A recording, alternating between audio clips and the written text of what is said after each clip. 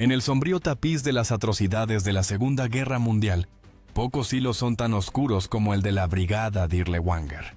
Esta infame unidad de las SS, conocida oficialmente como Sonderkommando Dirlewanger, llegaría a convertirse en sinónimo de una ferocidad sin parangón, incluso según los estándares nazis.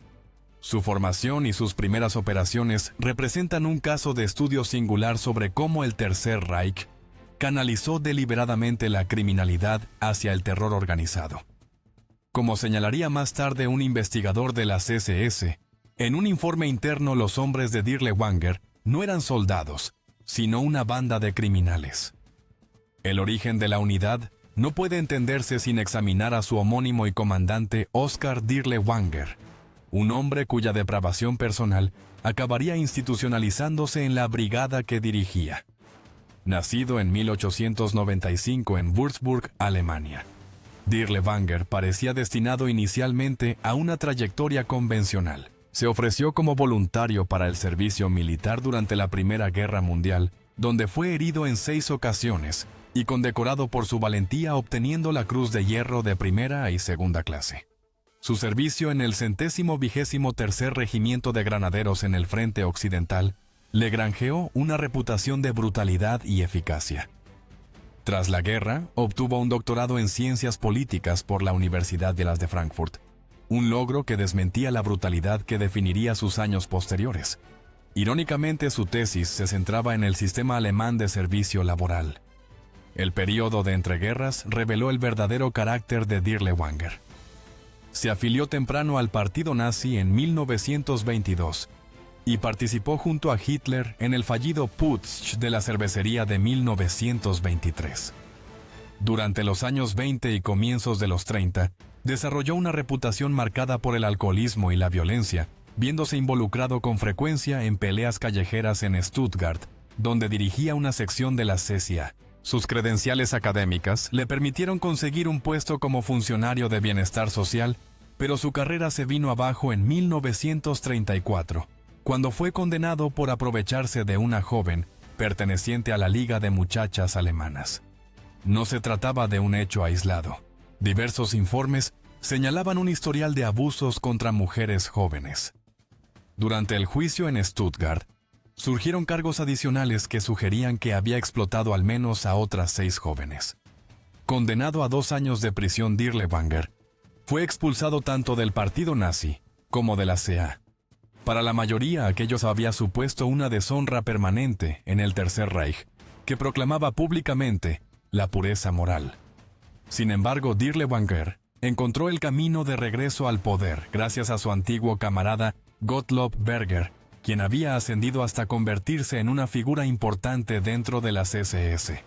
El patrocinio de Berger resultó decisivo, ya que logró convencer a Heinrich Himmler de que la experiencia militar de Dirlewanger podía ser útil. En un memorando dirigido a Himmler, en 1940, Berger describía a Dirlewanger como un alemán original cuyas pequeñas debilidades humanas debían pasarse por alto en servicio del Reich.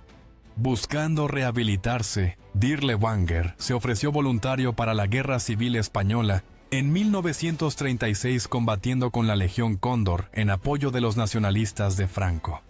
Allí su inclinación hacia la brutalidad floreció en un conflicto célebre por su crueldad. Durante la batalla de Teruel, en 1938, Dirlewanger participó presuntamente en ejecuciones masivas de prisioneros republicanos, métodos que más tarde emplearía a una escala mucho mayor en Europa del Este. Regresó a Alemania en 1939 con renovadas credenciales militares y bajo la protección de influyentes padrinos políticos, recibiendo la Cruz Española de Plata y una restauración parcial de su estatus dentro del partido. El estallido de la Segunda Guerra Mundial creó la oportunidad perfecta para la rehabilitación de Dirlewanger. A medida que el conflicto se expandía, el ejército alemán enfrentaba crecientes problemas de escasez de personal.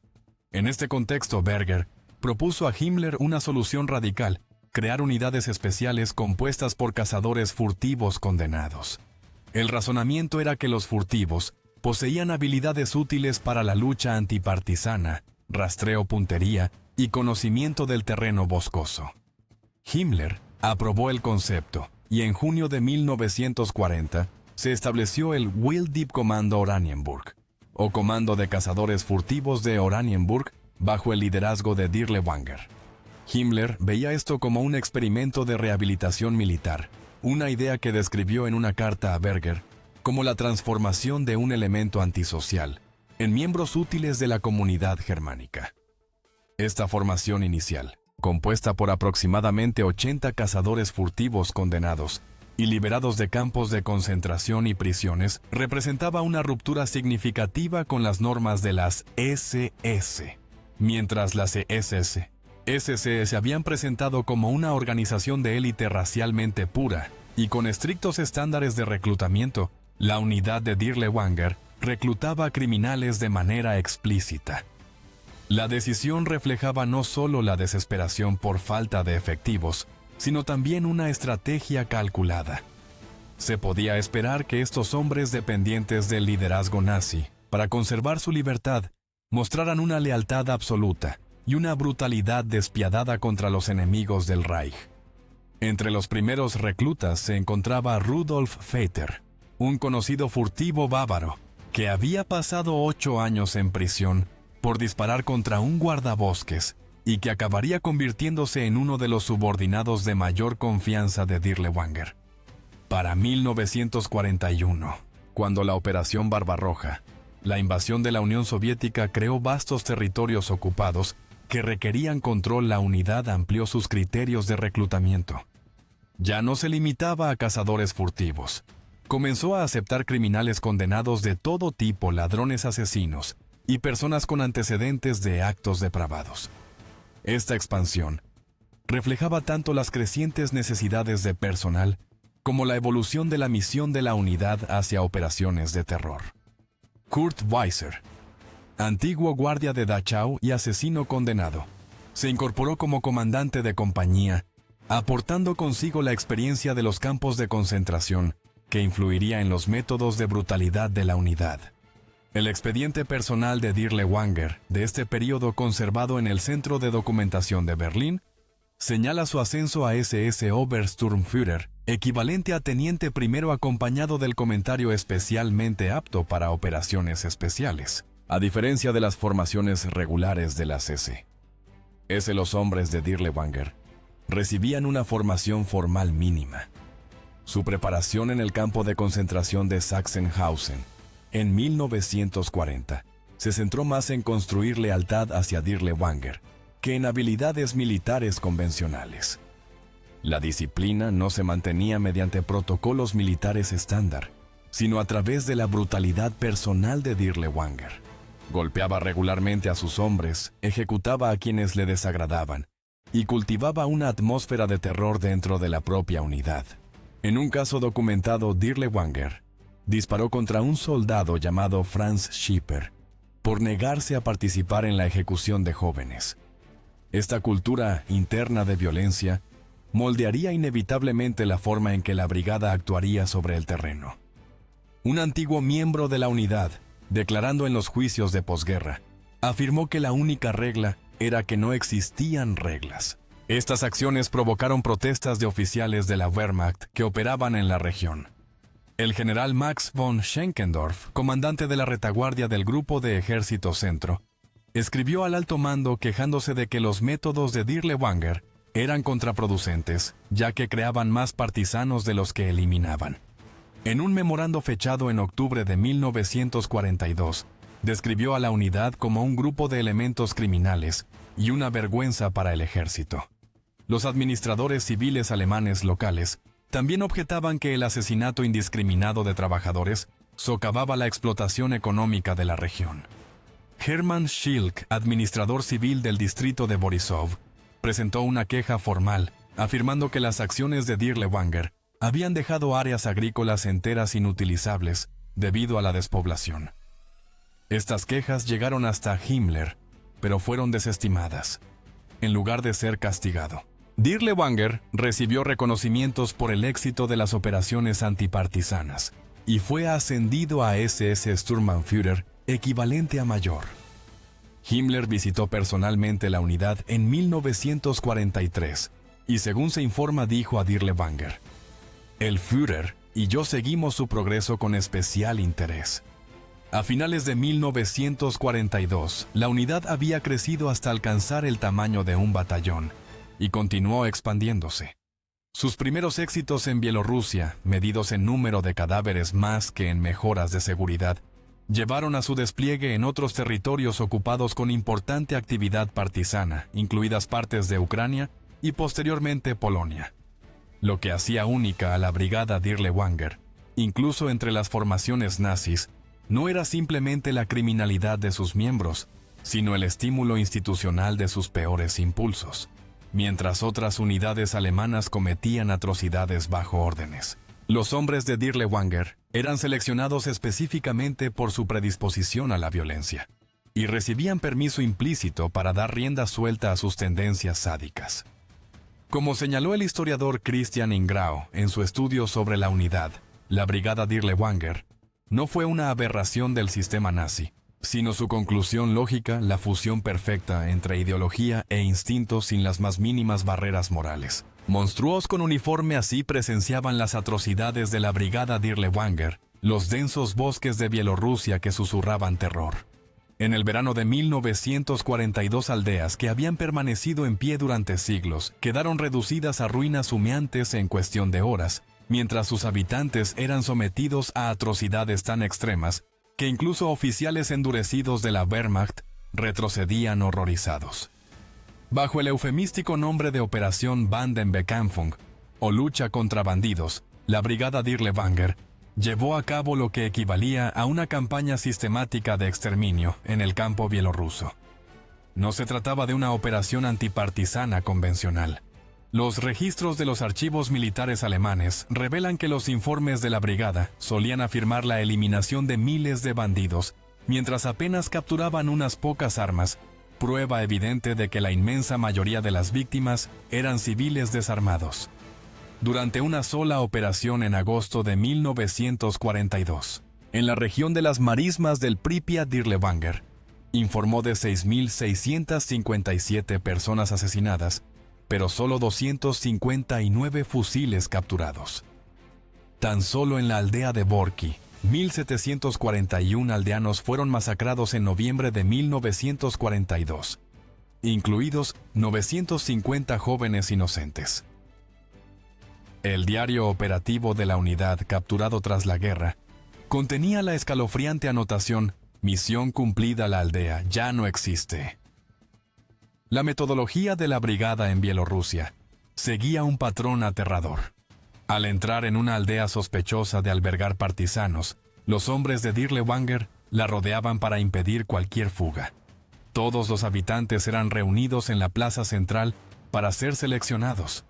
Aquellos considerados aptos para trabajar eran enviados a Alemania como mano de obra esclava. Los ancianos enfermos y jóvenes inocentes eran a menudo conducidos al edificio de madera más grande de la aldea, normalmente un granero o una iglesia que luego era incendiado. August von Kageneck, un oficial de la Wehrmacht, que presenció uno de estos episodios cerca de Minsk, escribiría más tarde en sus memorias: "Los gritos que salían de aquel edificio en llamas me perseguirán hasta el día de mi muerte". Y los hombres de Dirlewanger se reían. En la aldea de Dori, en julio de 1942, 284 personas fueron encerradas en una iglesia y quemadas vivas. La única superviviente, Bárbara Konova, escapó escondiéndose bajo los cadáveres, y más tarde declaró: "Metieron a todos dentro, bloquearon las puertas con bancos, vertieron gasolina y lanzaron granadas. Solo sobreviví porque los muertos cayeron sobre mí". Los métodos de la brigada se volvieron cada vez más sádicos a medida que avanzaba la campaña. Supervivientes y testigos militares alemanes informaron de que los miembros de la unidad desarrollaban auténticos juegos con sus víctimas. Uno de esos juegos, documentado en los juicios de posguerra, consistía en obligar a mujeres indefensas a recuperar objetos de aguas heladas en invierno y luego utilizarlas como blanco de tiro cuando emergían. Otro implicaba inyectar estricnina a mujeres para observar sus convulsiones agonizantes, algo que Dirlewanger supuestamente denominaba investigación científica. El SS Rotenführer, Joseph Bloche, que más tarde sirvió con la brigada, declaró después de la guerra: incluso entre quienes nos habíamos acostumbrado a matar, el método de Dirlewanger destacaba por una crueldad excepcional. En la localidad de Zislow, la unidad obligó presuntamente a mujeres indefensas a bailar alrededor de una hoguera alimentada con sus propias ropas, antes de ser sometidas a degradaciones inimaginables y finalmente ejecutadas. Hubert Lyer, miembro de las SS, que desertó de la unidad en 1943 y huyó a Suecia, testificó que el propio Dirlewanger participaba personalmente en estos entretenimientos, seleccionando a menudo él mismo a las víctimas y alentando competencias entre sus oficiales para idear las formas de tortura más creativas. Quizá lo más perturbador fueran las acciones de la brigada contra los más jóvenes. Múltiples testimonios describen cómo los hombres de Dirlewanger atravesaban inocentes con bayonetas o los arrojaban a edificios en llamas. En la aldea de Pekalin, según la documentación superviviente de la Comisión Extraordinaria Soviética sobre Crímenes Nazis, los soldados competían para ver cuántos jóvenes podían matar con una sola bala, alineándolos uno detrás de otro. Un informe de la Policía Militar Alemana, fechado en octubre de 1942, señalaba: la conducta del SS Sonderkommando Dirlewanger hacia la población civil bielorrusa, especialmente los jóvenes, representa un nivel de barbarie sin precedentes incluso en este frente. En la aldea de Kozley, cerca de Bobruisk, según la superviviente Anna Lysenko, los hombres de Dirlewanger reunieron a 26 jóvenes en una escuela, los obligaron a ponerse en fila y los ejecutaron uno por uno mientras forzaban a los demás a observar. El último inocente, Mikhail Petro, fue perdonado únicamente para ser utilizado como blanco humano en prácticas de bayoneta. Hermann Fegelein, oficial de enlace de las SS, que más tarde se convertiría en cuñado de Hitler, supuestamente se quejó ante Himmler: los hombres de Dirlewanger disparan a los jóvenes por diversión. Esto no es combate, es pura locura. Para 1944, mientras el frente oriental se derrumbaba, la brigada Dirlewanger, ahora ampliada hasta alcanzar el tamaño de un regimiento, fue redirigida hacia un nuevo escenario de operaciones: Varsovia. Cuando el Ejército Nacional Polaco lanzó su levantamiento, el 1 de agosto de 1944, el liderazgo nazi desplegó a los hombres de Dirlewanger como parte de la fuerza encargada de aplastarlo, una decisión que desembocaría en uno de los episodios de asesinato masivo más concentrados de toda la guerra. Dirlewanger llegó a Varsovia con aproximadamente 865 hombres, cifra que aumentaría hasta cerca de 2000 a medida que se enviaban refuerzos a su mando. El SS Gruppenführer Heinz Reinefahrt, encargado del mando general de las fuerzas represivas en el distrito de Wola, comentó supuestamente al verlos llegar: estos no son hombres sino bestias salvajes llenas de vodka. La brigada llegó a Varsovia el 4 de agosto de 1944 y fue asignada de inmediato al distrito occidental de Wola, con órdenes explícitas de Himmler: cualquier habitante de Varsovia que encontraran debía ser asesinado sin importar si eran hombres, mujeres o jóvenes inocentes. Lo que siguió fue una matanza metódica. Durante 5 días, las tropas de Dirlewanger recorrieron edificio por edificio en Wola, asesinando a toda persona que encontraban. Transformaron el hospital de Wola en una auténtica casa de la muerte, ejecutando pacientes en sus camas y quemando el edificio con los heridos aún dentro. En el Hospital San Lázaro, testigos afirmaron que Dirlewanger supervisó personalmente la ejecución del personal médico y de los pacientes, deteniendo las matanzas únicamente para escoger mujeres jóvenes que serían sometidas a degradaciones antes de ser ejecutadas. El doctor Zbigniew Krusinski, uno de los pocos miembros del personal que sobrevivió, declaró más tarde: irrumpieron en la sala de cirugía mientras yo operaba. Dispararon a mi paciente sobre la mesa y luego nos alinearon contra la pared. Sobreviví solo porque un proyectil de artillería impactó cerca y creó suficiente confusión para que pudiera escapar por una ventana. La masacre de Wola alcanzó su punto más horroroso el 5 de agosto cuando se estima que 40.000 civiles fueron asesinados en apenas 3 días, un ritmo de exterminio que superó incluso al de los campos de la muerte nazis en sus momentos de máxima eficiencia. La iglesia de San Adalberto se convirtió en un lugar de ejecución, donde cientos de personas fueron ametralladas dentro de la nave principal. La fábrica Ursus fue transformada en un campo de ejecuciones, donde las víctimas eran alineadas contra muros y fusiladas en grupos. En la fábrica Franasek, en la calle Volska, más de 4.000 personas fueron ejecutadas solo el 5 de agosto. La magnitud e intensidad de las matanzas llevaron al Obergruppenführer Erich von den Bach-Zelewski, nombrado comandante de la represión del levantamiento, a modificar las órdenes. El 9 de agosto disponiendo que mujeres y jóvenes fueran expulsados de la ciudad, en lugar de ser ejecutados de inmediato no por compasión, sino porque las ejecuciones masivas estaban desviando demasiado personal de la lucha contra los insurgentes armados.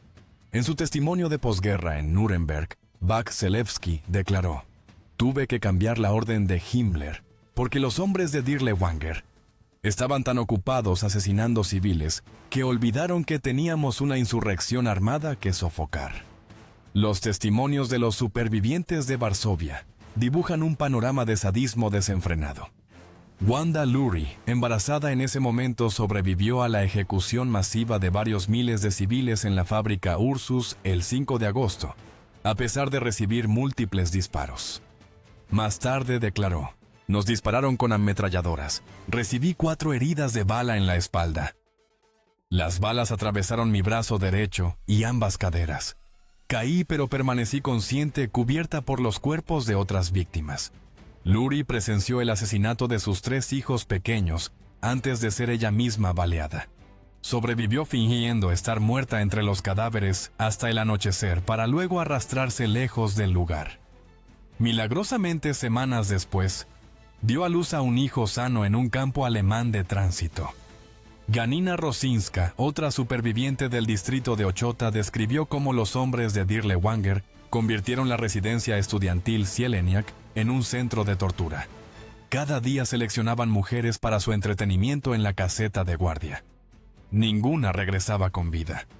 La mensajera clandestina polaca Wanda Felizja Cheumicka documentó en su diario que el propio Dirlewanger estableció un harén en un apartamento requisado en la calle Poznańska, donde llevaban mujeres jóvenes para uso de los oficiales.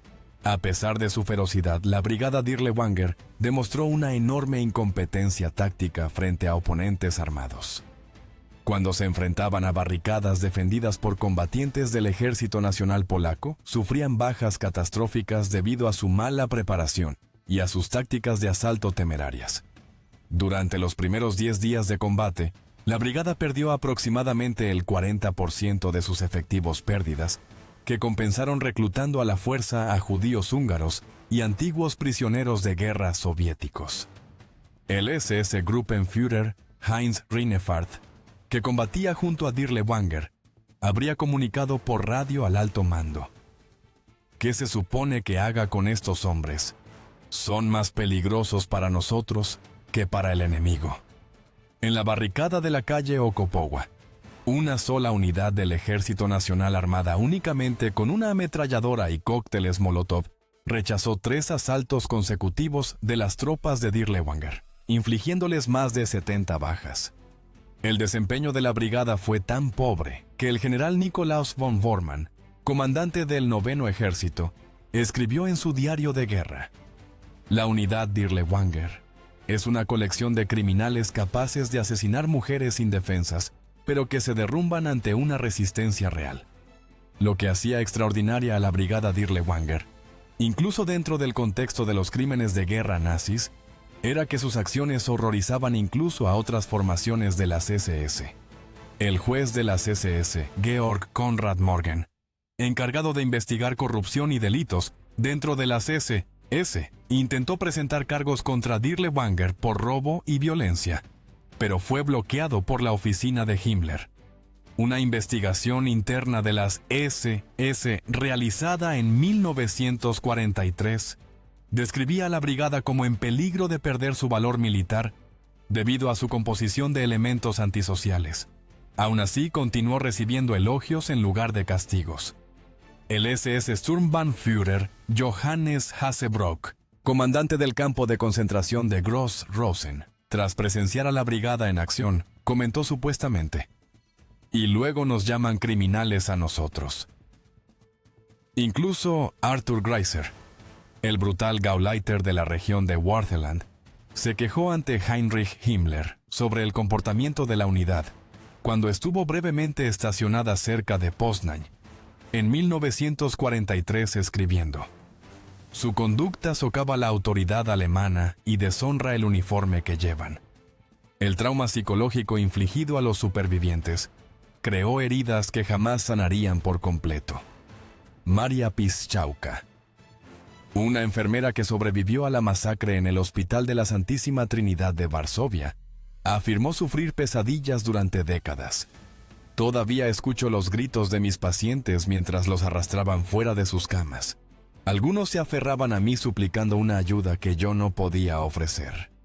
En Bielorrusia, comunidades enteras fueron borradas tan completamente que las autoridades soviéticas de posguerra a veces tenían dificultades incluso para determinar dónde habían estado las aldeas. La localidad de Katyn se convirtió en símbolo de cientos de pueblos destruidos. Su memorial presenta al único superviviente adulto masculino, el herrero Józef Kamiński, quien regresó tras la masacre para encontrar a su hijo quemado todavía con vida solo para verlo morir en sus brazos. El testimonio de Kamiński sirvió de base para la novela documental Katyn de Ales Adamovich, en la que escribió: «Los muertos no pueden clamar justicia. Es deber de los vivos hacerlo en su nombre». Operación Aniquilación, la Brigada Dirlewanger, en Bielorrusia y Varsovia. La mañana siguiente a una exitosa operación antipartisana en la aldea bielorrusa de Dori, en julio de 1942. El SS Obersturmführer Oskar Dirlewanger encontró a uno de sus comandantes de compañía, el SS Untersturmführer Erich Ehrenburg, inconsciente rodeado de botellas vacías de aguardiente y junto al cadáver de una prisionera que había sido golpeada hasta morir durante la noche. En lugar de disciplinar al oficial Dirlewanger, simplemente ordenó deshacerse del cuerpo y hacer reaccionar al comandante con agua fría para que continuara las operaciones del día.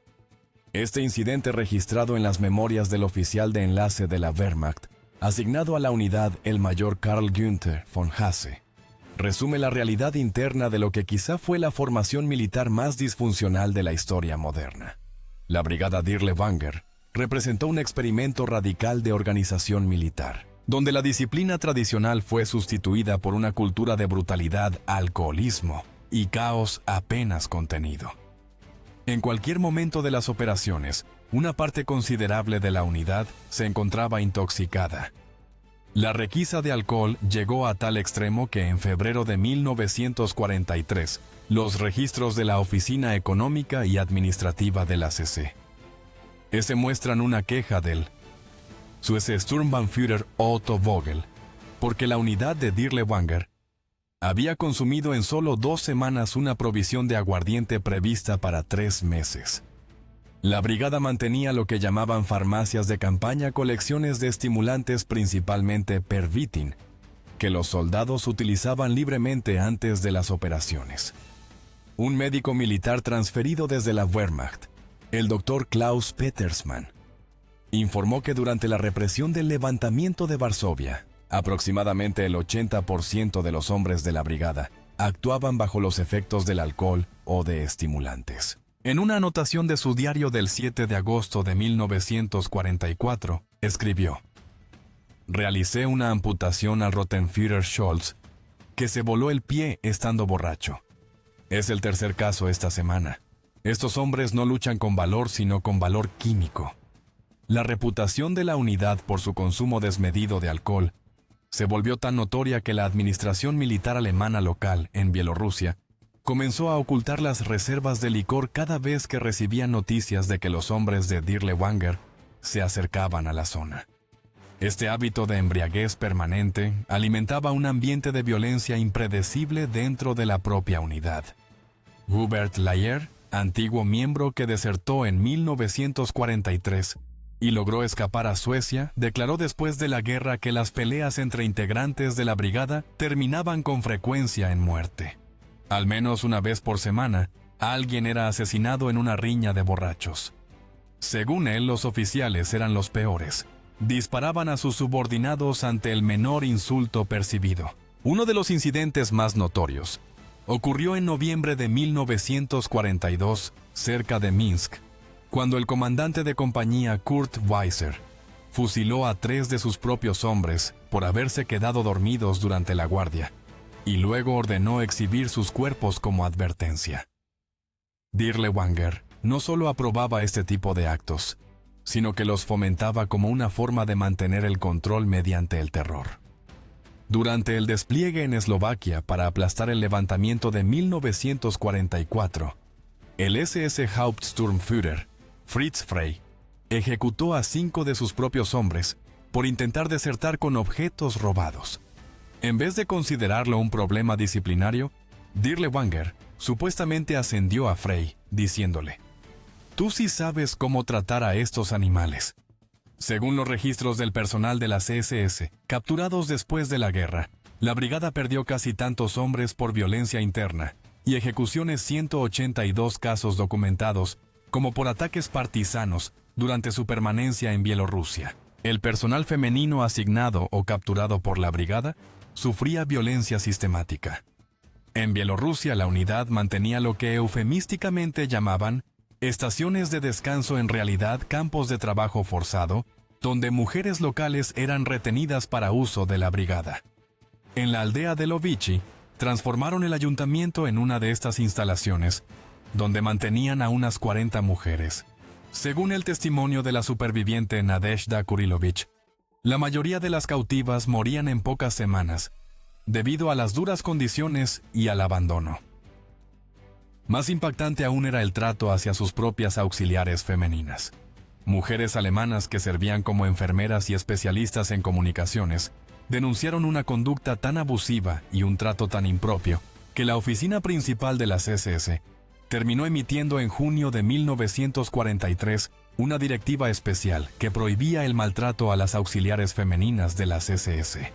La orden fue ignorada casi por completo. Una enfermera de la Cruz Roja alemana, Margarete Fiedler, destinada brevemente a la brigada en 1943, escribió después en su diario: «Estos no son hombres, sino bestias. Temo por mi vida cada noche y he atrancado mi puerta, pero aún así intentan entrar. Nadie me ayudará». Tras ser reasignada debido a lesiones sufridas durante un episodio violento, relató sus experiencias al SS Oberführer Waldemar Fegelein, quien supuestamente respondió: «Da gracias de haber salido viva. A Dirlewanger no enviamos a nuestros mejores hombres». En Varsovia, durante el levantamiento de 1944, la brigada se apoderó de un edificio escolar en la calle Stałki y lo utilizó como cuartel general, donde las prisioneras eran llevadas para entretenimiento de los oficiales. La mensajera clandestina polaca, Elżbieta Ostrowska, que logró escapar de aquella improvisada estación de descanso, declaró que las mujeres que se resistían eran torturadas con cigarrillos encendidos antes de sufrir crueldades indescriptibles y finalmente la muerte. En la cima de este sistema disfuncional se encontraba el propio Dirlewanger, que gobernaba mediante una combinación de brutalidad personal y permisividad hacia quienes le eran leales. Ejecutaba personalmente a miembros de la unidad que mostraban reticencia a participar en atrocidades.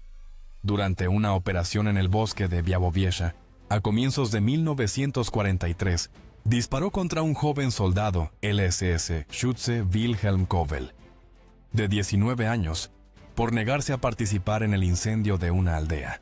Según los testigos, Dirlewanger declaró ante la unidad reunida: «Esto es lo que les ocurre a quienes son demasiado débiles para nuestro trabajo».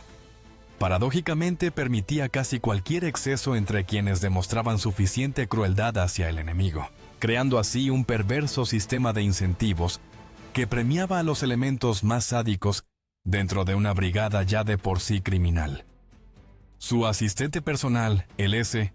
Unterscharführer Joseph Leitgeb, era conocido por ejecutar las sentencias ordenadas por Dirlewanger y tenía permiso para escoger mujeres de las aldeas capturadas para su uso personal. Leitgeb murió más tarde durante el levantamiento de Varsovia, cuando, según múltiples testimonios, estaba demasiado borracho para reconocer una posición de la resistencia polaca y caminó directamente hacia el fuego de una ametralladora. El propio consumo de alcohol de Dirlewanger era legendario. El SS Oberführer Nickel, tras inspeccionar la unidad en octubre de 1942, informó que Dirlewanger parecía estar permanentemente ebrio, y aún así mantenía un control férreo sobre sus hombres, mediante estallidos impredecibles de violencia. La relación entre la unidad de Dirlewanger y la estructura militar alemana en general estuvo marcada por la tensión y el desprecio. Los oficiales de la Wehrmacht presentaron repetidas quejas sobre la conducta de la brigada. El general Max von Schenkendorf, comandante de la retaguardia del Grupo de Ejército Centro, envió un informe demoledor al mariscal de campo Günther von Kluge en diciembre de 1942, describiendo a la brigada como una colección de criminales y desviados que deshonraban el uniforme alemán. El coronel Helmut Grosskurt, oficial del Estado Mayor del Grupo de Ejército Centro, escribió en su diario: «Los excesos de la unidad Dirlewanger son tan repugnantes que incluso se comentan en las posiciones del frente. Todo soldado alemán decente siente únicamente vergüenza de tener semejantes camaradas». En febrero de 1943, después de que la brigada requisara combustible y municiones de los suministros de la Wehrmacht sin autorización, el mayor general Rudolf von Gersdorf intentó que la policía militar arrestara a Dirlewanger, pero las autoridades de las SS revocaron la orden. El general Hans Krebs, más tarde jefe del Estado Mayor del Ejército, se encontró con la brigada cerca de Mogilev en 1943 y escribió a su esposa: «Hoy he visto el aspecto del infierno. Lleva uniformes alemanes y se hace llamar un comando especial». Quizá aún más reveladora fue la reacción del teniente general Erwin Joyce, quien se negó a permitir que los hombres de Dirlewanger se alojaran cerca de sus tropas, y escribió en un memorando oficial: «No puedo garantizar la seguridad de ninguna de las partes si se les acuartela en proximidad, ya que mis hombres han expresado su intención de ejecutar a estos criminales en la primera oportunidad». Incluso dentro de las SS, que difícilmente representaban una autoridad moral, la brigada Dirlewanger era considerada algo intolerable. El SS Obergruppenführer Friedrich Wilhelm Krüger, alto jefe de las SS, y la policía en el gobierno general de la Polonia ocupada intentó que la unidad fuera retirada de su jurisdicción después de presenciar su comportamiento durante las operaciones antijudías en el distrito de Lublin a comienzos de 1942. En una medida poco habitual, escribió directamente a Heinrich Himmler: «Estos hombres representan un peligro mayor para el orden alemán que los enemigos a los que supuestamente combaten». El juez de las SS, Georg Konrad Morgen, famoso por procesar casos de corrupción y criminalidad en los campos de concentración, abrió en 1943 una investigación contra Dirlewanger por robo de bienes judíos y delitos inmorales, solo para que la investigación fuera anulada por intervención directa de la oficina de Himmler. Tras inspeccionar la unidad en 1944, el SS Brigadeführer Johannes Schäfer informó: «Esto no es una formación militar, sino un manicomio móvil para criminales dementes. Su comportamiento deshonra al cuerpo negro». Durante operaciones conjuntas con la Brigada Kaminsky, otra notoria unidad de las SS, compuesta por colaboradores rusos en Varsovia, incluso estos endurecidos colaboradores quedaron, según informes, perturbados por los métodos de Dirlewanger. Mieczysław Semiński, un médico polaco obligado a atender a soldados heridos de las SS durante el levantamiento, escuchó a un oficial de Kamiński comentar: «Nosotros matamos, pero ellos torturan antes de matar. Incluso nosotros tenemos límites». A pesar de todas estas denuncias, Dirlewanger gozaba de una protección extraordinaria por parte de los niveles más altos de la jerarquía nazi. Su principal protector, el SS Obergruppenführer Gottlob Berger, jefe de la oficina principal de las SS, intervino repetidamente en su favor. Cuando se le presentaban pruebas de los excesos de la brigada Berger, supuestamente respondía: «No se puede combatir a los partisanos con métodos del Ejército de Salvación». En un episodio particularmente revelador, cuando le mostraron pruebas de que los hombres de Dirlewanger habían cometido atrocidades contra las jóvenes familiares de un administrador civil alemán en Bielorrusia, Berger habría desestimado la queja diciendo: «La guerra provoca víctimas en todos los bandos. Estas jóvenes también murieron por Alemania». El propio Himmler visitó la unidad a comienzos de 1943 y, lejos de disciplinarla por las atrocidades ampliamente conocidas, concedió a Dirlewanger la Cruz Alemana en oro y autorizó la expansión de su mando. Quizá el recurso más desesperado fue la incorporación de antiguos enemigos a la unidad. A partir de finales de 1943, Dirlewanger comenzó a aceptar auxiliares hilfswillig entre los prisioneros de guerra soviéticos. A estos hombres enfrentados a la inanición en los campos de prisioneros, se les ofrecía elegir entre una muerte segura o servir en la brigada. Como era previsible, muchos escogieron lo segundo, pero desertaban en cuanto tenían ocasión. Durante las operaciones en Eslovaquia en 1944, una compañía entera de exsoldados soviéticos desertó hacia las fuerzas partisanas en una sola noche, llevándose consigo sus armas. Esto llevó a emitir una orden permanente según la cual todos los voluntarios orientales debían ser emparejados con personal alemán y jamás recibir juntos guardias nocturnas. En un desarrollo especialmente inquietante para 1944, la brigada empezó a incorporar internos de campos de concentración, incluidos algunos prisioneros judíos procedentes de Hungría. Documentos de las SS capturados después de la guerra revelaron que en agosto de 1944, durante el levantamiento de Varsovia, aproximadamente 90 judíos húngaros de Auschwitz fueron liberados temporalmente para servir como porteadores de munición para la brigada. Según el testimonio del superviviente Abraham Levan, uno de esos prisioneros fueron enviados al combate sin armas y obligados a transportar munición hasta las posiciones alemanas bajo fuego enemigo. Ninguno de nosotros esperaba sobrevivir, recordaría Levan. Éramos cuerpos desechables nada más. De los 90 prisioneros enviados a Varsovia, solo 7 sobrevivieron al levantamiento tras escapar en medio del caos del combate urbano.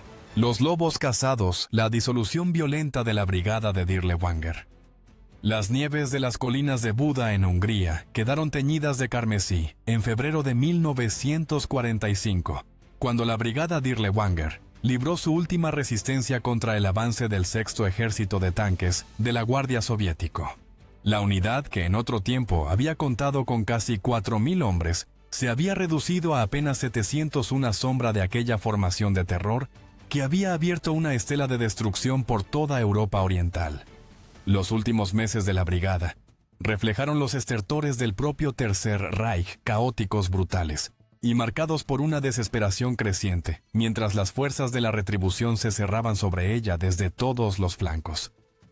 Al final corríamos como chacales, recordó el SS Unterscharführer Ernst Rode en una entrevista de 1962, desde su casa en Argentina. Los cazadores se habían convertido en los cazados, y para quienes sabíamos lo que nos esperaba si éramos capturados. La rendición nunca fue una opción.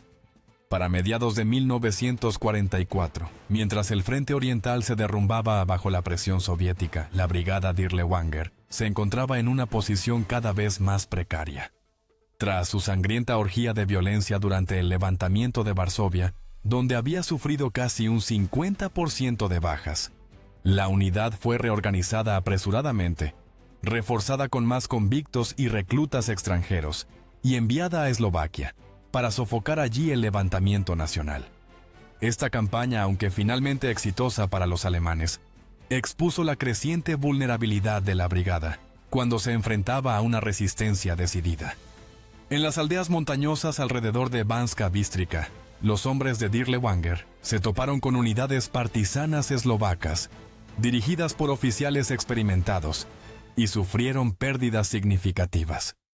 Informes posteriores a la acción de las SS, de octubre de 1944, señalaron que la brigada perdió 216 hombres en apenas 3 semanas de combates, bajas que ya no podía reemplazar fácilmente mientras las reservas humanas de Alemania se agotaban. La brutalidad infame de la unidad continuó sin freno durante esta campaña. En la aldea de Kremnička ejecutaron a 747 civiles, incluidas 211 mujeres y 58 jóvenes, arrojando los cuerpos a zanjas antitanque. El comandante partisano eslovaco, capitán Jan Stanislav, comentaría más tarde: luchaban como vivían sin valor ni honor. Solo eran valientes cuando se enfrentaban a aldeas desarmadas. La retirada de la unidad hacia el oeste a través de Eslovaquia y hacia Hungría se volvió cada vez más desorganizada.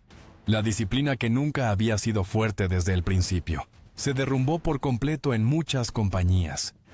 Un oficial de enlace de la Wehrmacht, el capitán Rudolf Lindemann, informó en diciembre de 1944: la formación Dirlewanger ya no es una unidad de combate cohesionada, sino una colección de grupos armados que saquean mientras avanzan hacia el oeste. Las tasas de deserción se dispararon especialmente entre los miembros no alemanes.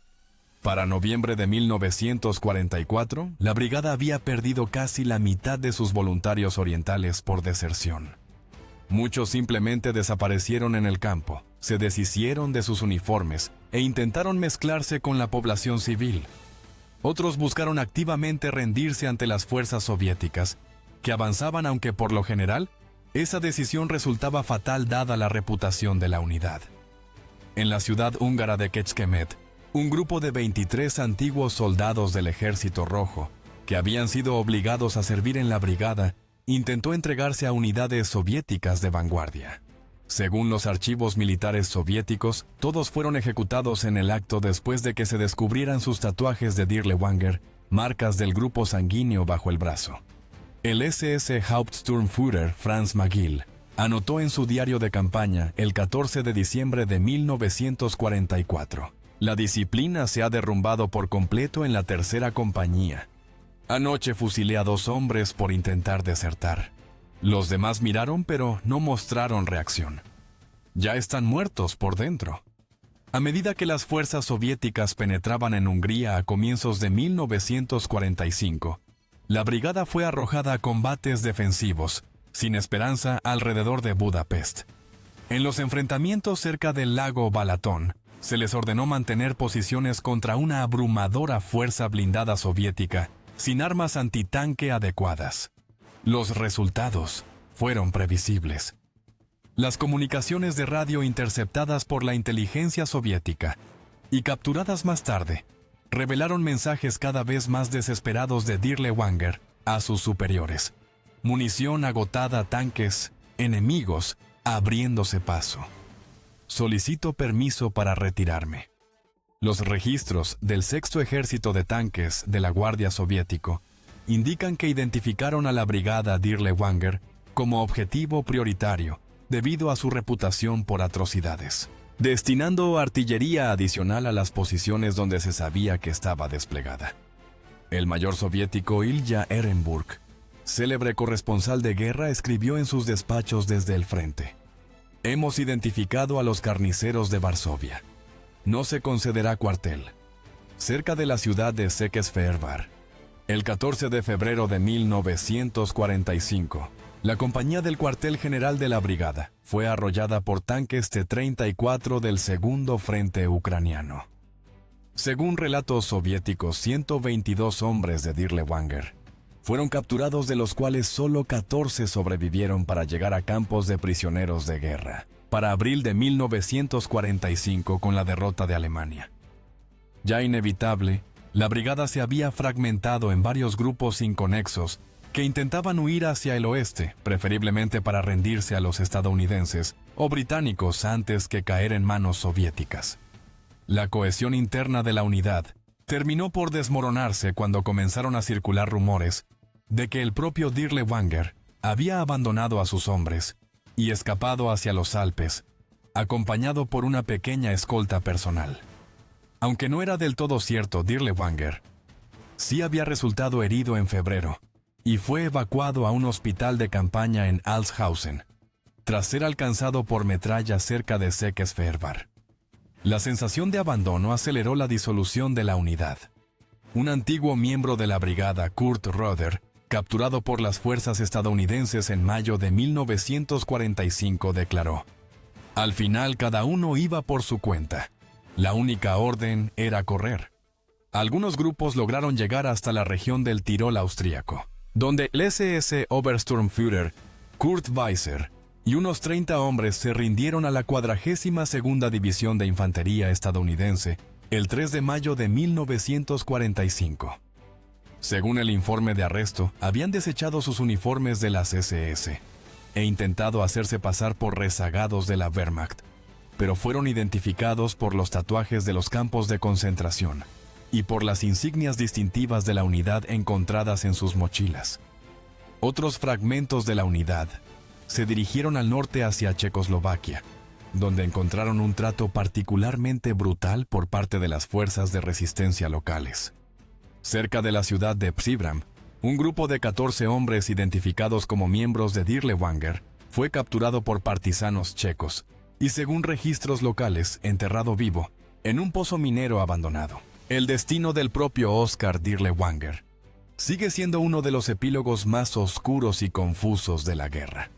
La versión oficial indica que tras recuperarse de las heridas sufridas en Hungría, fue capturado por fuerzas francesas cerca de la localidad de Altshausen, en el suroeste de Alemania, el 1 de junio de 1945. Al parecer vestía ropa de civil y llevaba documentación falsa a nombre de Gregor Berger, una irónica referencia a su protector Gottlob Berger, quien originalmente había fundado la unidad. Las autoridades de ocupación francesas lo recluyeron en un antiguo cuartel de la Wehrmacht en Altshausen, donde murió el 7 de junio de 1945, supuestamente a causa de las heridas sufridas durante su captura. El médico militar francés que firmó el certificado de defunción, el Dr. Marcel Léger, anotó simplemente paro cardíaco tras traumatismo físico como causa de la muerte. Sin embargo, esta versión aparentemente sencilla ha sido cuestionada por numerosos historiadores e investigadores. La teoría alternativa más difundida sostiene que Dirlewanger fue reconocido por trabajadores forzados polacos liberados por los franceses y empleados como guardias en el centro de detención. Según esta versión, una vez identificado, estos guardias polacos golpearon a Dirlewanger hasta matarlo en un acto de justicia por mano propia. Jan Podolski, antiguo combatiente de la resistencia polaca, afirmó en una entrevista de 1981 con el historiador Ralph Makis, que participó en la golpiza: «Sabíamos perfectamente quién era. Lo que le pasó no era nada comparado con lo que él hizo en Varsovia». Respaldando esta teoría, el oficial de la policía militar francesa Jean-Paul Herriot declaró en una entrevista de 1975: «La versión oficial era que murió por sus heridas, pero todo el mundo sabía que los polacos lo habían atrapado. No hubo investigación, porque francamente, a nadie le importaba que ese degenerado sufriera». Dando aún más credibilidad a esta hipótesis, cuando el cuerpo de Dirlewanger fue exhumado en 1960 como parte de una investigación alemana sobre crímenes de guerra, la autopsia reveló señales de una brutal paliza más que heridas de combate. Para complicar aún más la historia después de la guerra, se reportaron varios supuestos avistamientos de Dirlewanger, principalmente en países de Oriente Medio y Sudamérica. Una investigación del Mossad en los años 50 siguió pistas que afirmaban que vivía en Egipto bajo la protección de antiguos oficiales nazis que asesoraban al ejército egipcio. El ex coronel de las SS, Otto Skorzeny, que dirigía una red informal de ayuda a fugitivos nazis, Supuestamente comentó a sus allegados que Dirlewanger había escapado a Egipto a través de la ruta clandestina siria. Del mismo modo, registros migratorios argentinos revelaron que alguien utilizando uno de los alias conocidos de Dirlewanger, Joseph Wagner, ingresó al país en 1948 y se estableció en la región de Bariloche, un conocido refugio para fugitivos nazis. Aunque la mayoría de los historiadores descarta estas versiones como casos de identidad equivocada o desinformación deliberada, contribuyeron a alimentar la idea de que muchos de los peores criminales de la guerra lograron escapar de la justicia. Simon Wiesenthal, el célebre cazador de nazis, concluyó tras investigar estas afirmaciones: Dirlewanger murió en 1945. Las apariciones fantasmales reflejan más nuestro temor de que monstruos así pudieran escapar de la justicia que una realidad concreta. Un número considerable de miembros de rango medio y bajo logró reintegrarse en la sociedad alemana de posguerra, especialmente en Alemania Occidental, donde las prioridades de la Guerra Fría a menudo prevalecieron sobre los esfuerzos de desnazificación. El exmiembro de la brigada Heinz Barth vivió abiertamente en Alemania Oriental con su propio nombre hasta 1981, trabajando como empresario en Strausberg, cerca de Berlín, cuando finalmente fue identificado, juzgado y condenado a cadena perpetua. Liberado en 1997 por motivos de salud, vivió otra década sin mostrar remordimiento, llegando a decirle a un entrevistador: «Solo cumplíamos órdenes». Más perturbador fue el caso de Kurt Peter Leiding, quien había participado en masacres en Bielorrusia, pero se convirtió en un respetado agente de policía en Frankfurt durante la década de 1950. Solo en 1964, cuando un superviviente lo reconoció durante un control rutinario de tráfico, salió a la luz su pasado. Kia, a pesar de las pruebas de su implicación en al menos 3 masacres de aldeas, recibió una condena de apenas 4 años debido a ambigüedades jurídicas al aplicar la ley alemana a crímenes cometidos en el extranjero. Tras su liberación, declaró a Der Spiegel: «El pasado es el pasado. Alemania ha seguido adelante». Quizá aún más inquietantes fueron aquellos que continuaron sus carreras violentas en los conflictos de posguerra. Varios antiguos miembros de la brigada se unieron a la Legión extranjera francesa y combatieron en Indochina y Argelia. El SS Unterführer Konrad Schern, que había participado en las atrocidades de Varsovia, murió combatiendo contra las fuerzas del Viet Minh cerca de Dien Bien Phu, en 1954, bajo el nombre falso de Claude Servin. Otros encontraron empleo como mercenarios en diversas guerras civiles africanas o como asesores de seguridad para regímenes autoritarios en Oriente Medio y América Latina. Las habilidades que habían perfeccionado en la brutalidad resultaron vendibles en el mundo turbio de las operaciones de contrainsurgencia de posguerra. Como le dijo a un periodista alemán en 1962, un antiguo miembro identificado solo como Schmidt: «Lo que aprendí con Dirlewanger me sirvió bien en Argelia. Algunos métodos nunca cambian». Friedrich Schwend, antiguo oficial de logística de Dirlewanger, se hizo tristemente célebre como asesor militar de regímenes de derecha en Paraguay y Chile durante las décadas de 1960 y 1970, supuestamente aplicando técnicas de interrogatorio desarrolladas durante las operaciones antipartisanas en Bielorrusia. Cuando unos periodistas lo confrontaron en Asunción en 1979, respondió de forma escalofriante: «La contrainsurgencia es contrainsurgencia, sea contra comunistas en Berlín o en Santiago». La disolución de la brigada Dirlewanger representa, por tanto, no una extirpación limpia de una formación cancerosa de la historia, sino más bien la metástasis de su personal y sus métodos en el mundo de posguerra.